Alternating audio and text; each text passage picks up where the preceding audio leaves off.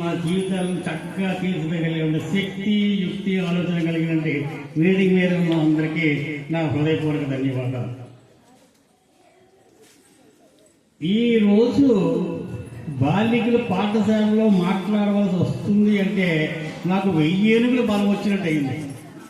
ఎందుకంటే సొసైటీని మార్చే శక్తి, యుక్తి, ఆలోచన, విశ్లేషణ సామర్థ్యాలు ఒక్క స్త్రీలోనే ఉన్నాయి. ఆ స్త్రీ సామర్థ్యంతోనే సొసైటీ తాలూకా బాగు చేయడం ఈరోజు విద్యకి మూలము, ప్రధానము, కారణం కూడా. అటువంటి విద్యకి మూలమైనటువంటి శ్రీమూర్తి సమక్షంలో శ్రీమూర్తులు భావిభారత పౌరులుగా కావాల్సినటువంటి బాలికల సమక్షంలో మాట్లాడడం అనేది నా అదృష్టంగా భావిస్తున్నాను. రోగి పాలే తాగుతానన్నాడు, డాక్టర్ పాలే తాగమన్నాడు. నేను పిల్లల గురించి మాట్లాడాలని, అందులో ముఖ్యంగా బాలికల గురించి మాట్లాడాలని కోరిక నాకు ఉండేది.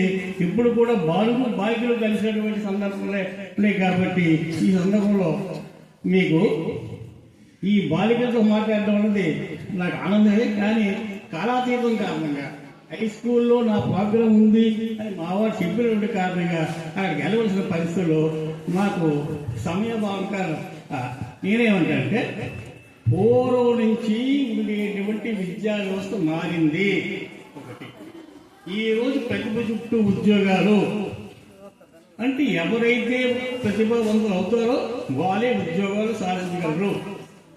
ఎవరైతే బిగినింగ్ నుంచి కష్టపడి బాల్యం నుంచి రీజనింగ్, థింకింగ్, ఎనలిటికల్వి, ఆలోచన, నిర్ణయాత్మక శక్తితో పిల్లలు తన బాల్యం నుంచి విద్యాభ్యాసం అన్ని స్టేజ్ల్లోనూ కొనసాగిస్తారో వాళ్ళు ఉన్నతమైన స్థానానికి వెళ్ళగలరు.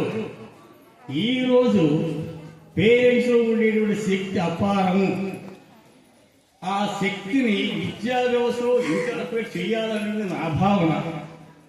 ఎందుకంటే ఇప్పుడే చెప్పారు, నేను సెకండరీ చేశాను అంటే ఎలిమెంటరీ పిల్లలతో పరిచయం ఉంది, హై స్కూల్లో పనిచేశాను కాబట్టి హై స్కూల్ తాలూకా 6వ తరగతి నుంచి 10వ తరగతి వరకు పిల్లల తాలూకా అంబిషన్స్ తెలుసు, ఆలోచనలు తెలుసు,